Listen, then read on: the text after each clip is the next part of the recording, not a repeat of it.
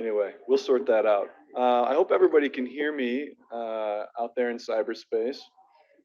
Good morning and welcome back to GIM Grand Rounds. This is our second talk of the year, and this morning we have Dr. Michael Frank, who is a primary care physician, general internist at Denver Health. Dr. Frank did medical school and residency here with us at University of Colorado, and he was able to develop a particular interest in helping to provide care for patients recently released from incarceration. So not something I know very much about. So I was very excited to have him here and glad that the day has arrived. So Dr. Frank, thanks for joining us.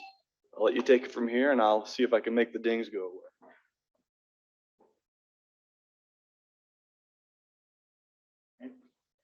Thank you, Dr. Combs, for inviting me here. Thanks, Chrissy, for organizing things for us. Thank you, everybody, for being here. Someone told me that this is their first time back to a Grand Rounds in person, so it feels good to be here in person myself.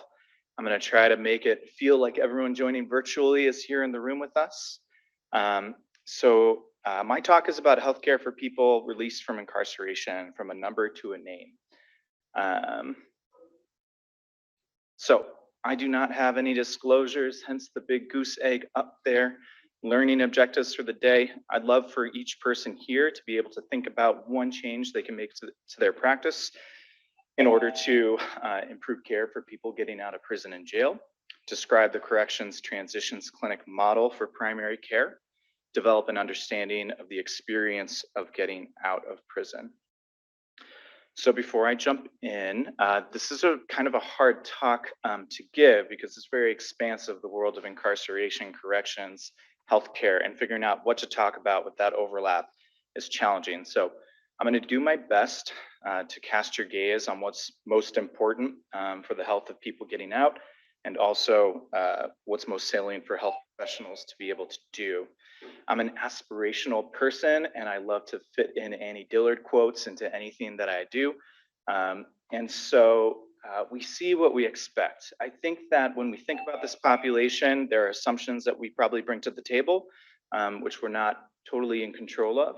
And so my hope is that maybe we think about some of the assumptions that we make, some of their biases that exist about this population, and maybe just a little bit we can challenge those and become a little bit more conscious of them. So this talk is not about a lot of things. So I'm not going to talk about healthcare while incarcerated, history of mass incarceration. I'm not talking about inequity in the criminal justice system or advocating for reform. I'm not going to talk about COVID-19 in jails or prisons. All of those are very worthy topics to consider, but I had to focus in somewhere. So this Grand Rounds is really about the disproportionate burden of disease faced by people who are in prison and getting out of prison and jail. It's about the blind spot.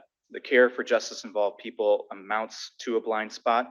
There's the fact that we're not really trained to think about this population, even though it's such a population with a disproportionate burden of disease. We don't know how to mitigate transitions of care and the healthcare gaps that can occur there. We don't quite have the answers for insurance coverage. We don't often think of time spent in incarceration as a social determinant of health, but I'll make the argument that it is. I'll also talk about the case for directing resources to this population.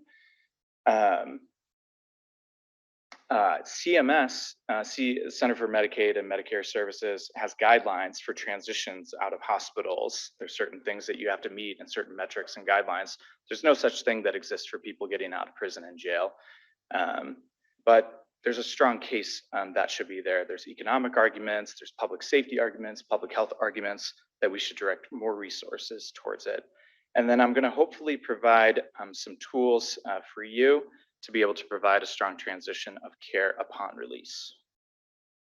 So first, some level setting. This is probably a topic that some people don't know a whole lot about. So prisons and jails are specific terms. Prisons are places where people go to serve a sentence that usually lasts more than 12 months. It's usually people who have felonies. Jails are places where people are booked into, they're arrested, they might be sentenced for a period of time of 12 months or less, but typically they don't meet up to the level of a felony. Parole is what people go on. It's a form of community corrections that people go on after release from prison. It's an administrative decision made by a paroling authority. Probation is a sentencing decision brought down by a judge, and generally people avoid prison time. Under both, you must abide by certain conditions or risk revocation, which means going back behind bars. And together, I'll probably refer to them a little bit as community corrections today. But these are the individuals who are under our purview. They're not behind bars. They fall under our care and community health. So now I'm going to go through every single step of the criminal justice system, from entry into the system all the way to corrections. Of course, I'm just kidding. That would be terribly boring. And basically, the point of this slide is that it's really complicated. And I'd imagine that the human experience of going through something like this feels out of control and really frightening. This is how these talks usually start. We talk about how many people are in prison, state, local jails, federal prisons and jails. We talk about what they're there for, but I want to cast our gaze and our lens a little bit more broadly than that, because we're not actually taking direct care of these people. This shows also the millions of people who are on probation and parole in the United States under correctional control. So for every about one person that's behind bars, we have 3 people walking out in the community who just got out of prison or are avoiding prison because of a probation sentence. And of course, we provide medical care to those people. You are not upside down. This slide is upside down. I just lined up the colors to show you that in Colorado, it's the same proportions. 3 people outside of prison for every single individual in prison or jail.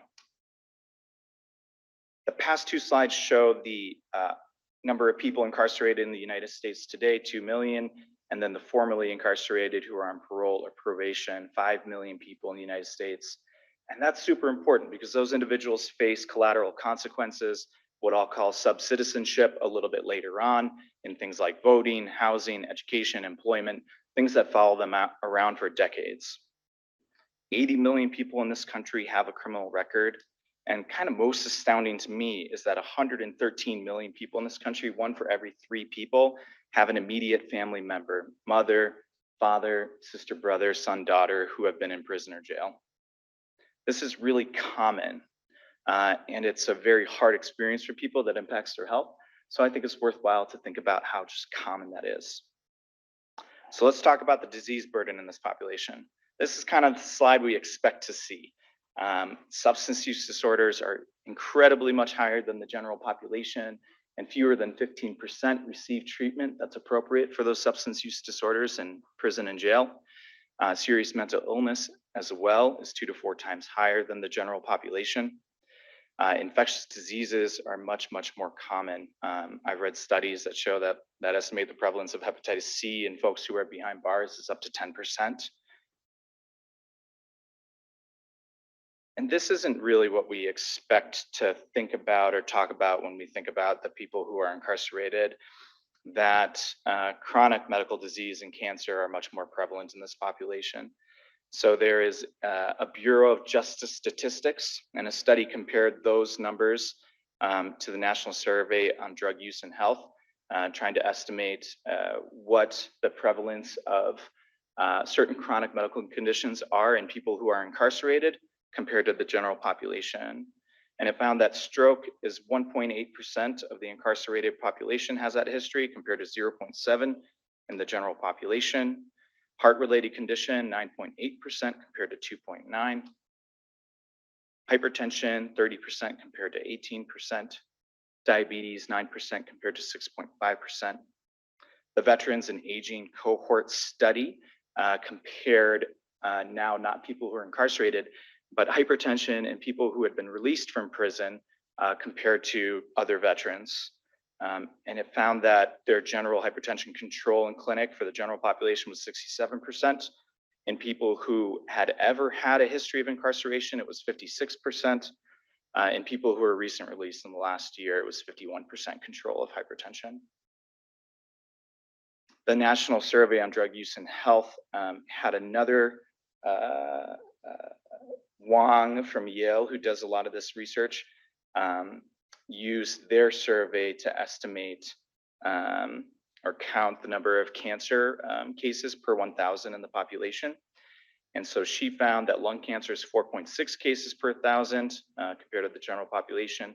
Alcohol-related cancers were much higher. Cervical cancer was much higher. And so why is this the case that people who are incarcerated have much higher rates of cancer, chronic medical disease than the rest of the population? In the study about cancer, they opined that there's a much higher rate of HPV infection, which accounts for the cervical cancer. Tobacco use is much more prevalent. There were trends towards prostate, colon, and breast cancer having higher rates in the incarcerated population compared to people who are in the general population. But they suspect that there's a lot of underdiagnosis in people who are incarcerated. The other thing that's going on here is that people who are incarcerated are older than they used to be. So back in 2001 in Colorado, about just shy of 10% of people who were incarcerated were over the age of 50. Now over 20% of the incarcerated is over the age of 50. So when these individuals get out, they're older, have more chronic medical conditions, that's the bread and butter of general internal medicine, and generally need quicker follow-up of care and transitions of care. So let's talk a little bit more and shed some light on that blind spot that caring for this population encompasses. So many people might be surprised to know that 95% of people who are incarcerated will get out someday. So they will get into community health. They will be our responsibility as physicians in the community. Very few people go away forever. Over 600,000 people are released each year and make this transition. Generally, people get about 2 weeks, if any, medication upon release from incarceration. So imagine trying to get that follow-up appointment in 2 weeks, establish care for your heart failure, for your infectious disease, whatever it might be. Wong over at Yale did a study comparing individuals who had just been released from prison who were Medicare beneficiaries, and the risk of being hospitalized within 90 days of getting out was 2.5 times that of the general population. I'm going to throw on a bunch of numbers. They're not super important. Our very own Joe Frank did a study that showed the risk of hospitalization when on parole or probation. So this starts to include individuals who are not getting out of prison or jail, but just were sentenced to probation, had a higher risk of hospitalization and ED utilization. Individuals had 2 times the higher risk of death on probation than the general population. On probation, the prevalence of physical conditions, mental illness, substance use disorder were higher than the general population. And another study by Hawks that shows that primary care utilization outpatient visits are lower than the general population when people are on probation. This study by Dr. Ingrid Binswanger that I'm sure some people are familiar with is really the seminal work on this. It got published in the New England Journal of Medicine. It was a retrospective cohort study in the state of Washington. It had a 2-year follow-up period, linked prison records to the National Death Index and the CDC for the general population. And it had really staggering results.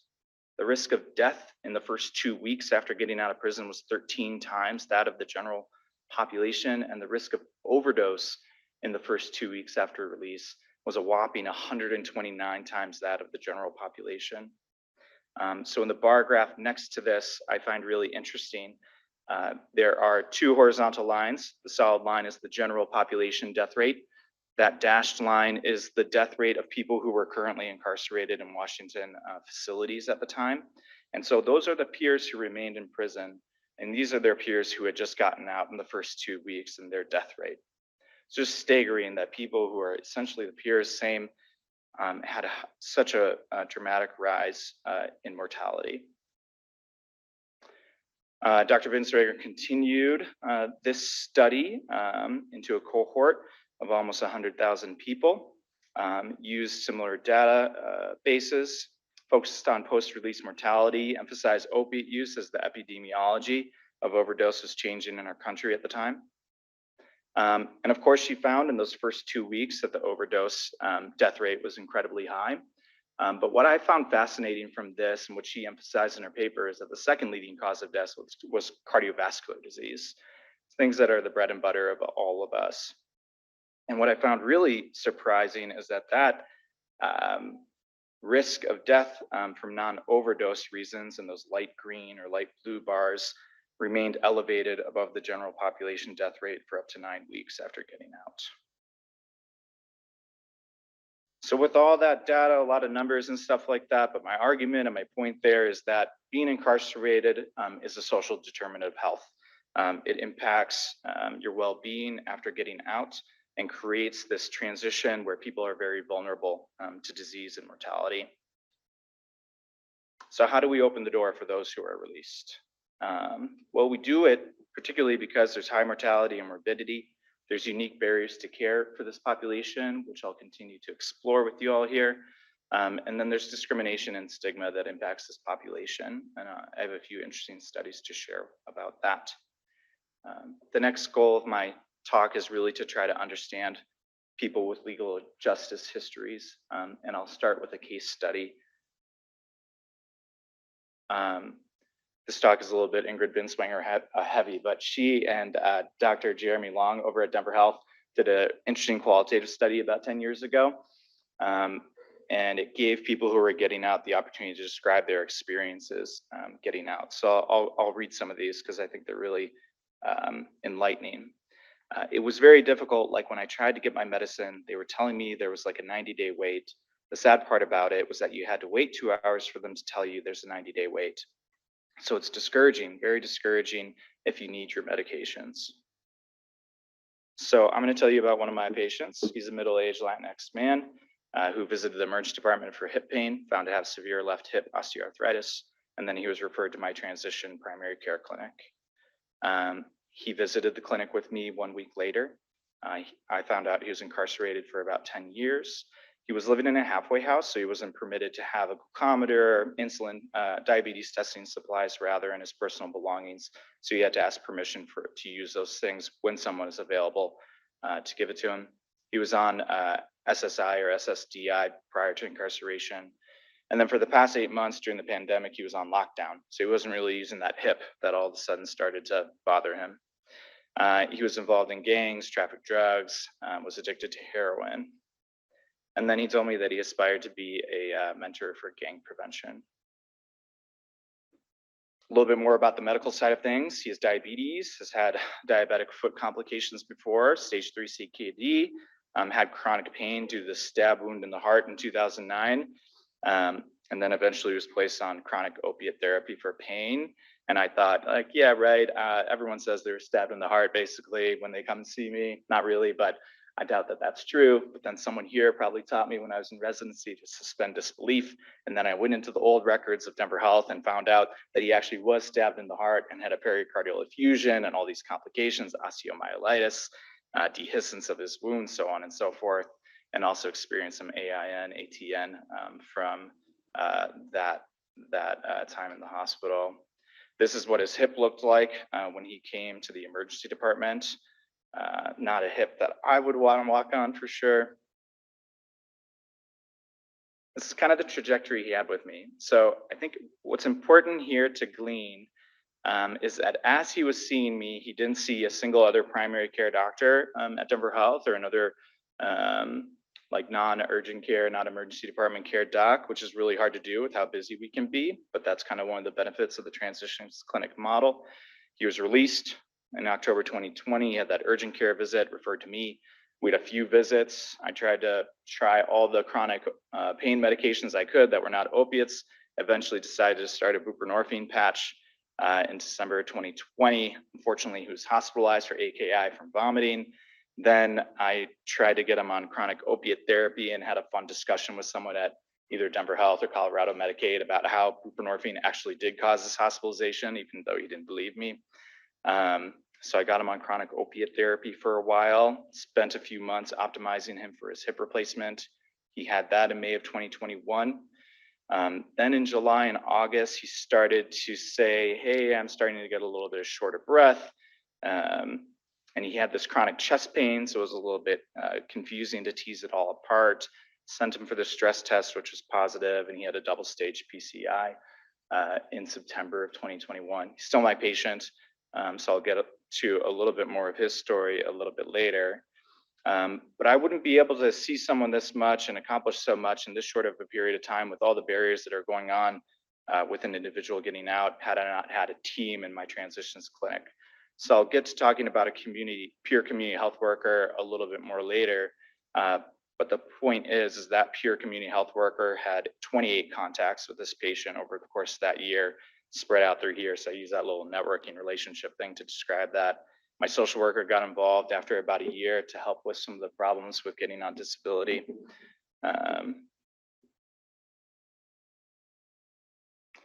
Another quote from that qualitative study: "It was terrible. I took a van from the facility to the bus station, and they just kind of kicked you out of the van and said, 'Bye, have fun.' We get into the city and it's too late to do anything. So I couldn't get any shelters. Of course, the parole office is closed. I spent my first night just walking around. I had no idea where to go. I mean, they don't tell you where to go or what to do. They don't tell you any of that." This is where my patient was placed for his halfway house. So of course, that's right abutting I-70 and then about a half mile or so away from Colorado Boulevard. Not the best area for getting around, fulfilling all the obligations you have, going to work, which you have to do under a number of parole plans. And then obviously it's really far from getting healthcare. So this is where my clinic. So my patient got to start off seeing me with a 1 mile walk on his severe hip. And then it was at least an hour and 3 buses to get down to Denver Health Clinic to see me. A little bit more about this case study. He had a lot of proteinuria. Unfortunately, he was being given NSAIDs at the time up until his release while he was incarcerated, which is a bit infuriating. And I told him that that was inappropriate. You know, perhaps they didn't realize that he had CKD. Did a lot of social worky stuff for him, filled out a Med-9. He got his identification, which he had not had, got SNAP, A and D, all these things people with felonies are eligible for after getting out.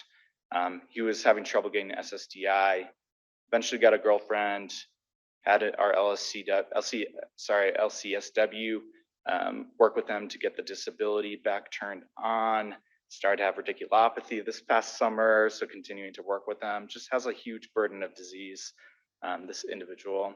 And then eventually got hired as a peer supporter for people with a history of incarceration.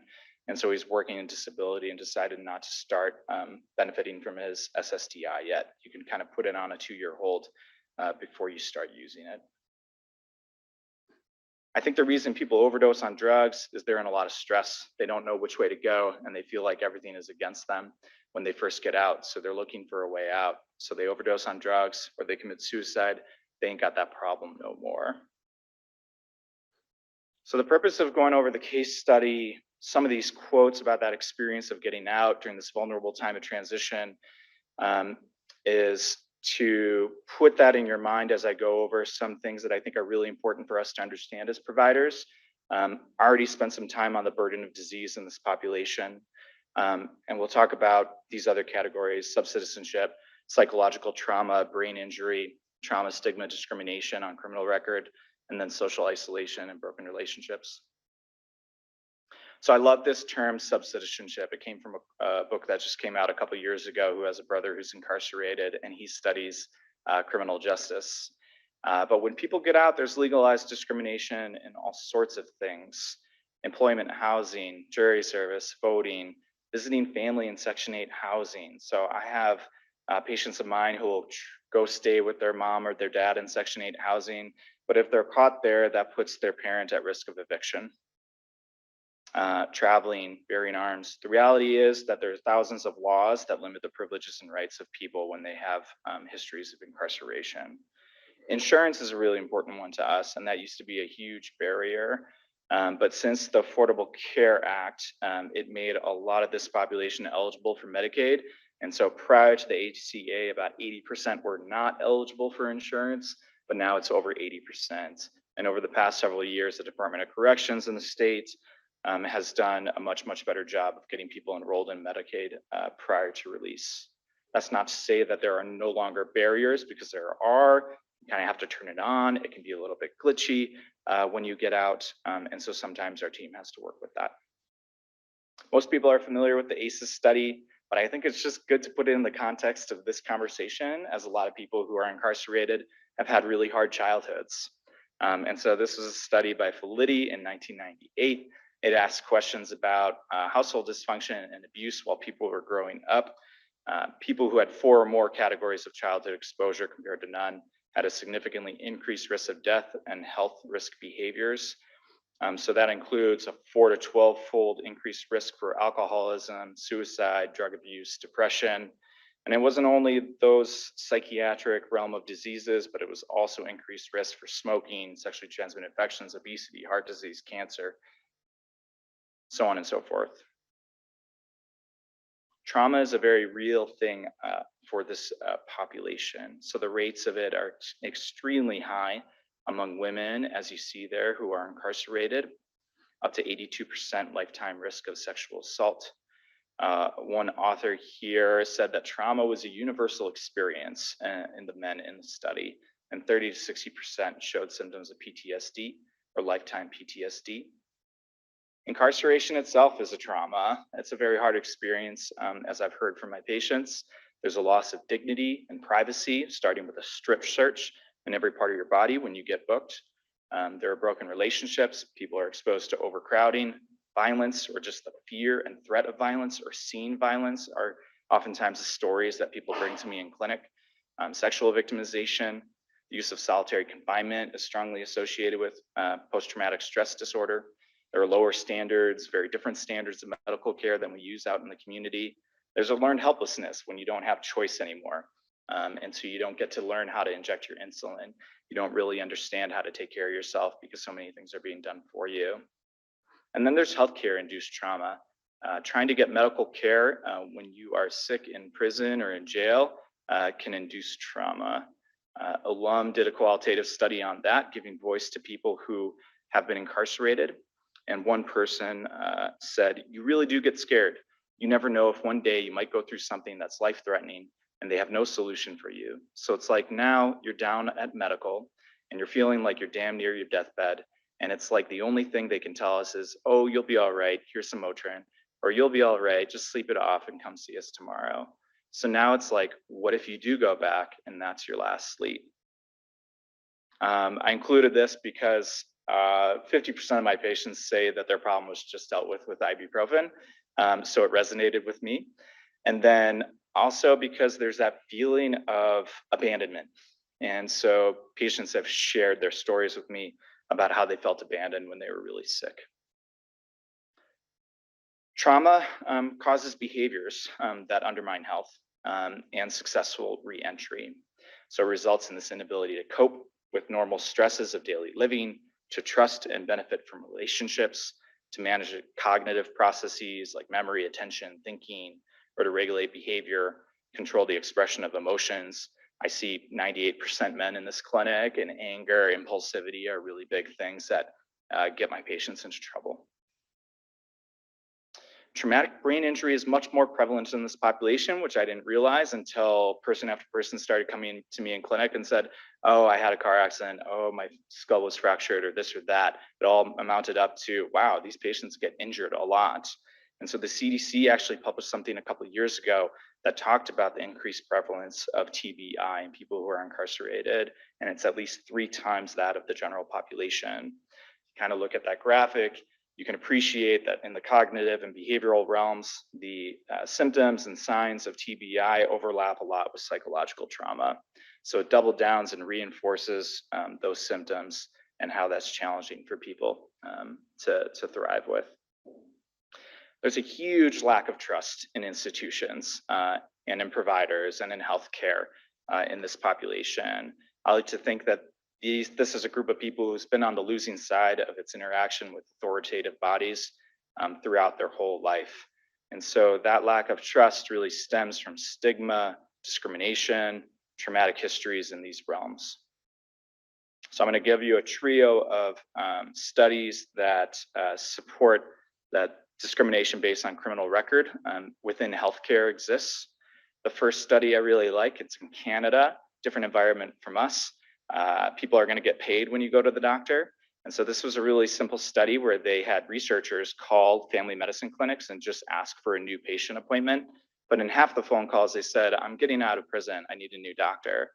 And people who disclosed that were half as likely to be offered a new person appointment. Joe Frank again did a study that looked at self-reported perceived criminal record discrimination among men in California by healthcare workers specifically, and then looked at the emergency department and primary care utilization rates. And so it found that people reporting discrimination were older, more likely to be college educated, had longer histories of incarceration. 42% reported discrimination by healthcare workers. And then those reporting discrimination were more likely to use the emergency department, less likely to use primary care. The third one here kind of introduces a series of studies. There's something called the Transition Clinic Network, which is a collaboration of transitions clinics around the country. There's about 30 to 40 of them formally. And so they get together and do research that it goes through that uses participants from all these clinics. So they did a study of about 750 people released in the last 6 months and found that 27% reported that criminal record discrimination by providers, and that those people were more likely to report fair or poor health. I think this gets into like kind of that intangible area is what I'm going to talk about here is that it's hard for studies to capture the social isolation, broken relationships, the hopelessness, the despair that comes along with getting out, the fear in individuals. And so I don't have data to support the feelings of people feeling alone and abandoned and kind of not able to have any sort of confidence about their future. But I have my experience working in this clinic over the last 3 years. And so I've consistently had patients tell me that they'd be better off, they think, if they were back in prison than being in the community because it's so hard to be out. For the first couple of years, I was consistently asking people, who can you trust? And I'd say about 50% of people would be like, I don't have anybody that I can trust. Some people had brother, sister, mom or dad. Maybe a friend that was supportive would be a little bit less likely, but I was just surprised how many people didn't really feel like they could go to anyone if they were in a bind. Just this past month, I have other stories about a patient of mine who's had diabetic foot amputations, who's put in respite on West Colfax, went to the ATM to bring out money, and then he was jumped. He came into the clinic just like crying about this experience, really, really destroyed by it. I have a patient who had neurogenic claudication and came to me pretty much wheelchair bound. And then we did imaging and got him surgery within a couple months and he's walking again. I have a patient who I had a really good rapport with. His mother was dying, so he transferred his parole out of state to Indiana to take care of her. After she passed, he decided to come back to Colorado, even though he doesn't have much else going on here, so he could come and be a patient in my clinic partly. I have a patient who's cognitively impaired, who's in his 50s. I think it's mostly congenital, but he had a really good rapport with a counselor down at Denver Health, and then she moved jobs, and he came in crying just because of how important the stability of that relationship was for him and how hard it was to transfer to somebody else. I had a patient who had a history of gang involvement, and he was nearly wheelchair bound. He's put up in a motel out here in Aurora by parole, and the motel had stairs, it had gravel surrounding the whole thing of it. And he called me and said, there's a bunch of gang members across from me living and they know about my history, something's gonna go wrong. And the next thing I got from him was that he was incarcerated and was down in our hospital-based like prison inpatient service at Denver Health. And since then he's gotten out and he's doing really well. So what's the way forward for this group of people? So I'm going to go over 2 models of care. One is medication for opioid use disorder brought into the jail and prison setting. And then the other one is the one that I work more in and take a leadership role in, which is the transitions clinic model of primary care. So many people have probably heard of medication for opioid use disorder, but that's what we're calling medication assisted therapy now, since medication assisted is kind of a weird term that we don't think is the most appropriate anymore. But at the top of this, you see folks in the community who are or are not on medication for opioid use disorder. They get involved in the criminal justice system, and typically people were forced to withdraw. There wasn't an option to continue Suboxone or methadone. Now through a program like this, the Denver health providers participate in while people are incarcerated. They're evaluated for OUD when they get booked. They're continued on their OUD, or they're given the opportunity to start medication for opioid use disorder. Pregnant women go back and forth from a inpatient facility in the basement of Denver Health to get inducted on medication for opioid use disorder if they're candidates. And then I also included here that the hospital and emergency department participate in recognizing people who are in withdrawal or who have OUD to get them on medication. So there's a lot of good evidence for this model of care. There's 20 to 60% reduction in IV drug use, up to an 86% reduction in needle sharing. People are twice as likely to follow up in their opioid use disorder clinic at 1 month, a 61% decrease in death, and then people are 3 times less likely to be incarcerated at 3 months. So across the board, quite a number of benefits. This is the transitions clinic model of care. And so it is essentially a patient-centered medical home, which is that black rectangle right in the middle. The orange arrows point to all the community partners that transition clinics tend to have in order to mitigate a lot of those barriers to accessing primary care. And the real cornerstone of this is the peer community health worker, which I have bolded right in the middle. That's the thing that gives this type of model wings and the reason why it works and has evidence. So that peer community health worker is someone who has a personal history of incarceration. They leverage that knowledge of their own reentry. They are trustworthy to patients compared to me, who's often representative of all the trauma and criminal record discrimination that people in this population experience. They bridge that healthcare gap between the community and us. If you ever hire one, you have to take into considerations because there's stigma against people who's wearing their incarceration history on their sleeve, or people could experience discrimination in the workplace themselves. They're going to places where they might be re-traumatized. The Transitions Clinic Network did a study on this, and it showed that people had good contact with community health workers working in this model, and then the community health worker was working where they're supposed to, with people who had longer incarcerations, with people who had chronic medical disease. Slide not meant to be read here, obviously, but this is every single square is an entity that my patient navigator, peer community health worker, Denver Health networks with in the community. And so this is not something that primary care is typically built to do, but a community health worker working closely with a clinician, all of a sudden you go meet people in the community where they are and mitigate those barriers to getting care. So there's evidence for transitions clinics. So there's better show rates at 6 months than you'd expect when you compare it to just getting people into primary care very quickly. People are less likely to use the emergency department. If people are referred by correctional partners, they had fewer acute care visits and hospitalizations at 12 months. There's also public safety benefits of a transitions clinic model. So we know that untreated substance use disorders, untreated psychiatric disease is associated with reincarceration.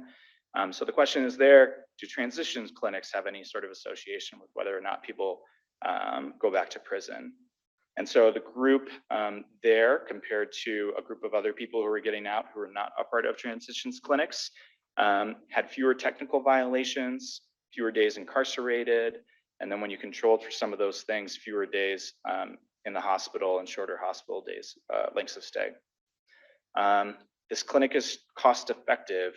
In a Connecticut study looking at the DOC, Department of Mental Health, Addiction Services data, they did propensity match comparison groups and found that people who were receiving care in the transitions clinic saved Medicaid.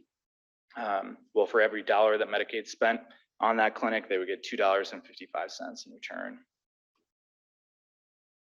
So what's the toolkit? I firmly believe that all of us here have the skills to improve our care for this population. It's just a matter of a little bit of the knowledge and a little bit of the tools.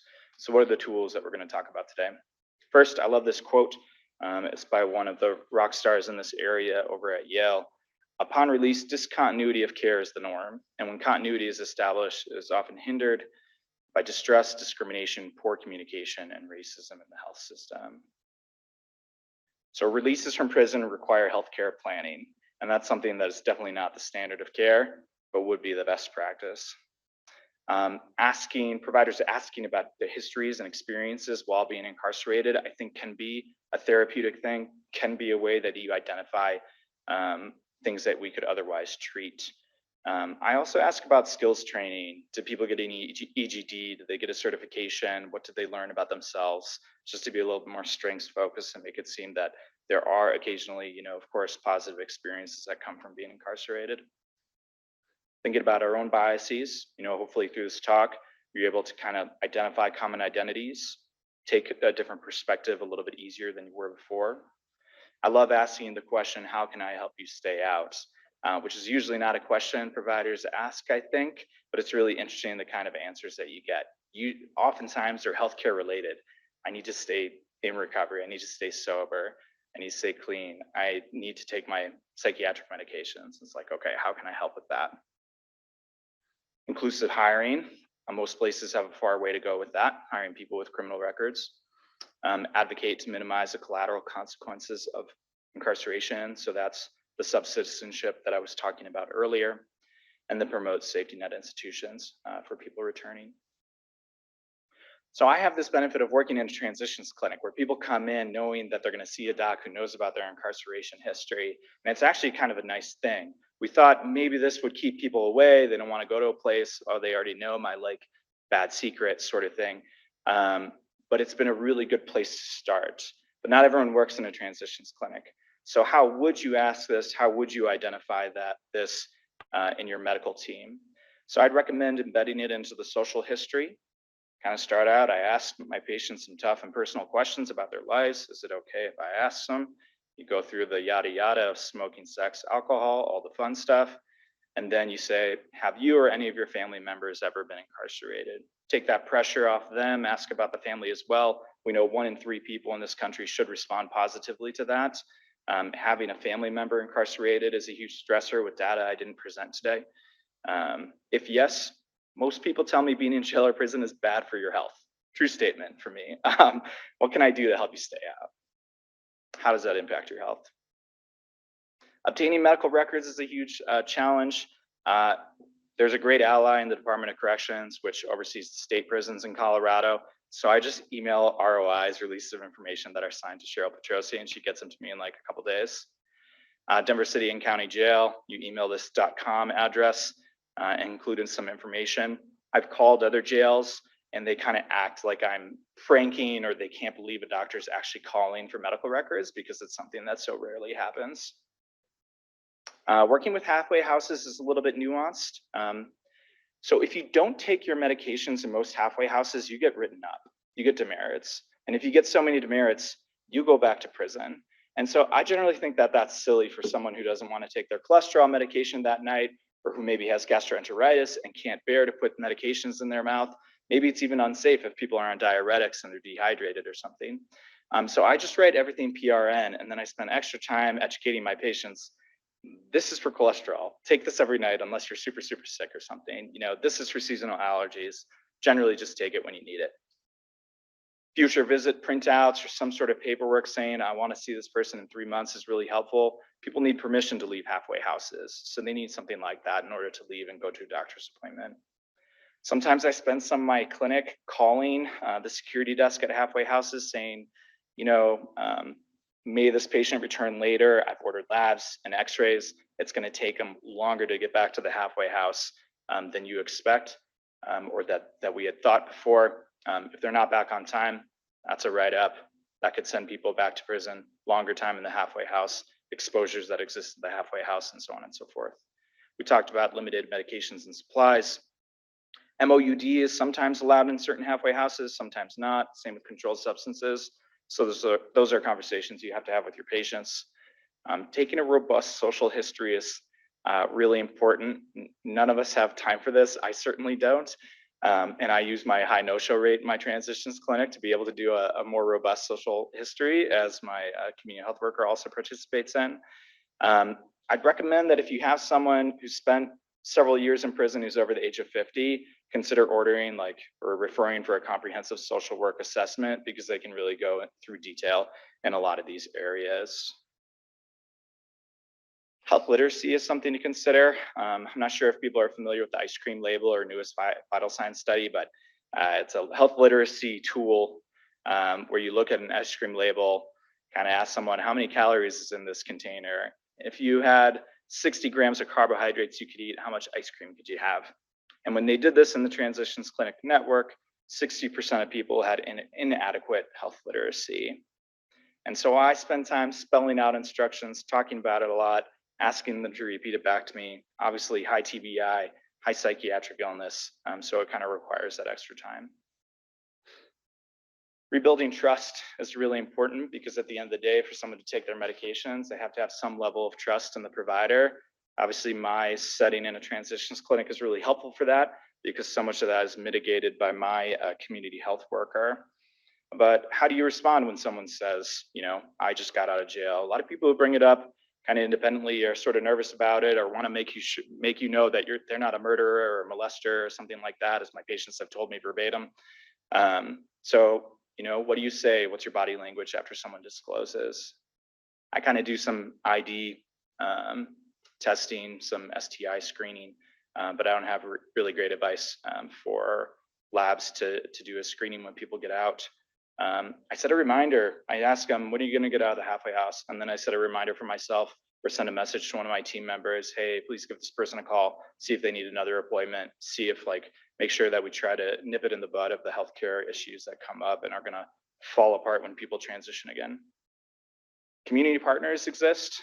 So there's state money that goes to certain programs called WAGES programs, and they provide community-based resources. Think closer interviews, employment, counseling, all sorts of stuff like that for people directly getting out of prison or jail. And then people don't like talking about substance use disorder or psychiatric disease, but I'm respectfully persistent and kind of ask multiple ways, just so that they have the opportunity to get healthcare for something they don't want to talk about or don't foresee as a problem right now. I'd encourage universal trauma precautions. So just like universal contact precautions, universal trauma precautions, it's hard to go wrong when you take that approach of just being sensitive to people. And so trauma-informed care is something beyond the scope of this talk, but I wanted to put that in just so you know how important I think that is. So take-home points today. 1 of 3 people in the US has an immediate family member who's incarcerated. So this is really common. Incarceration history, by that mortality data, morbidity data that I showed you, is a social determinant of health. Incarceration itself is a trauma. The burden of disease is heavy, and not only in substance use, psychiatric realm, but also in cardiovascular disease, cancer rates. Discontinuity of care is the norm. So if something is to change, there has to be collaboration between us, the Department of Corrections, or one or the other to make things a little bit better and easier for patients. I encourage you to look for ways to cast your gaze on some of the blind spots that exist around this. Bring it into your teaching, bring it into your clinical practice. We got the skills to support this population. So what's one change you can make to your practice? I'm just going to flash this quote. This is something that inspires me and is close to my mission of why I do this work. We imagine no one standing outside of that circle, moving ourselves closer to the margins so that the margins themselves will be erased. We stand there with those whose dignity has been denied. We locate ourselves with the poor and the powerless and the voiceless. At the edges, we join the easily despised and the readily left out. We stand with the demonized so the demonizing will stop. We situate ourselves right next to the disposable so that the day will come when we stop throwing people away. This is from a really fantastic book, Tattoos on the Heart, by a man who works with former gang members in Los Angeles. I thank you so much for your attention. I'm here to help, so if anything comes up with care for these patients, if you reach out to me, I get to learn more, and I'd be happy to be in contact about this topic. So thank you.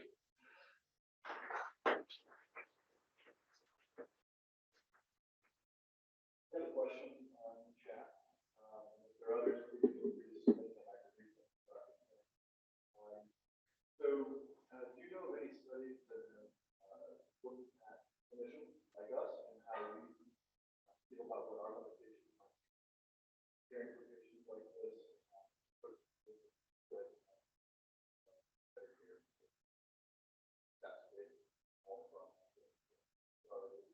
Yeah, there are studies on that, qualitative studies that give words to the way the health providers feel.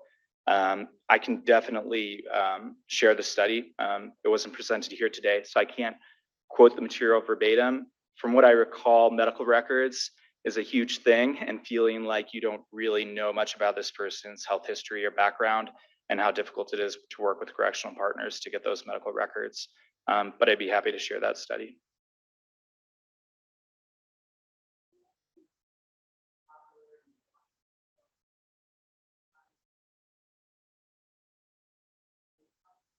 Yeah, yeah, absolutely. So the question is,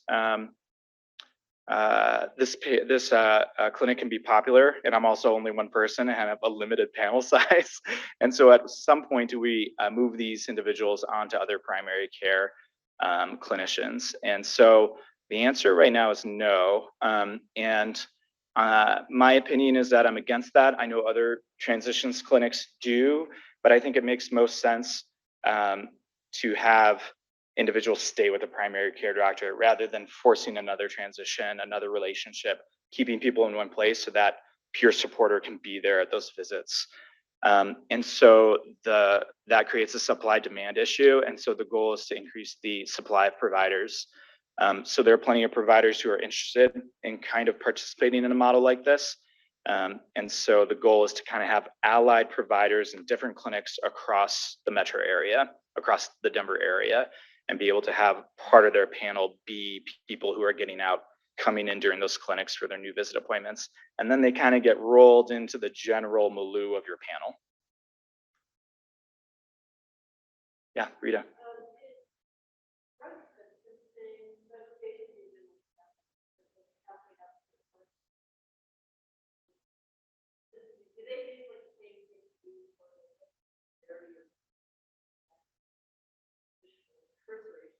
Yeah, yeah. That's a great question. Everyone's experience is going to be unique. I'm not aware of data that just looks at that specific scenario of receiving a drug sentence, going to a halfway house, thinking about health outcomes, so on and so forth. People in halfway houses are in levels of privileges. And so I'd imagine that right when you get there, you're at like the lowest of the low level. And so it's possible that people are going to go up at different rates. I'd imagine if someone, is sentenced directly by a judge to a halfway house program, it's addiction, drugs, you're in a climate where that's not a very punitive thing, but we still have laws on the books that treat it like that a little bit. That those people might move through the halfway house a little bit quicker, might get different programming, maybe they'd level up and get privileges faster. Does that answer your question? I didn't repeat it for the audience, but it was essentially, about folks receiving drug sentences and being sent directly to a halfway house. How is that different?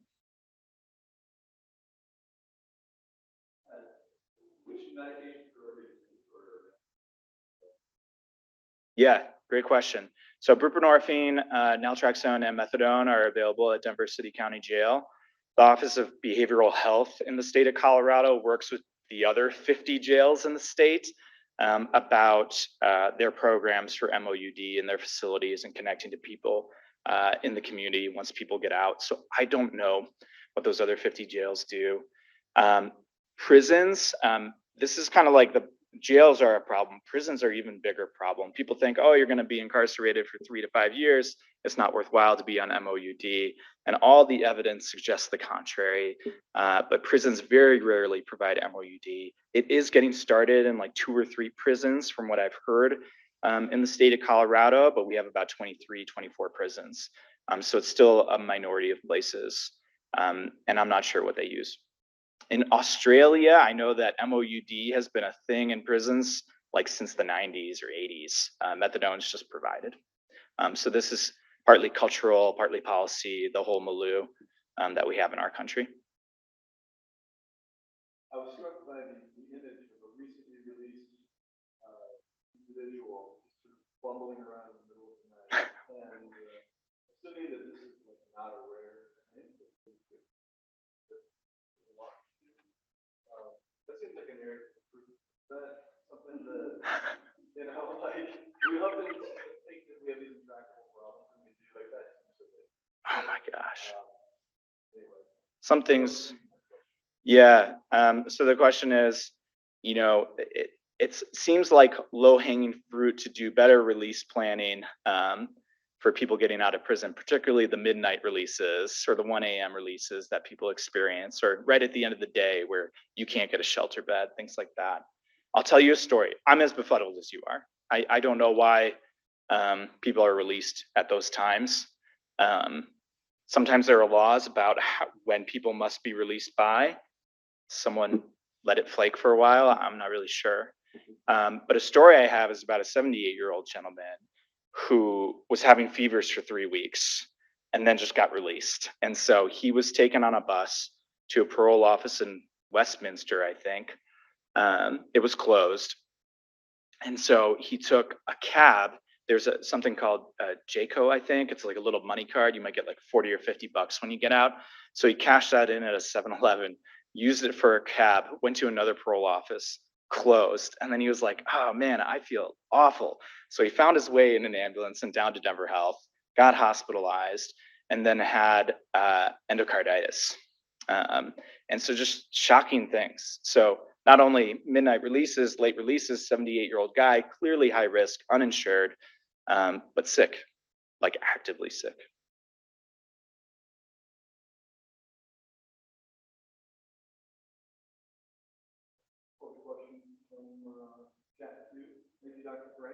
Thank you, guys.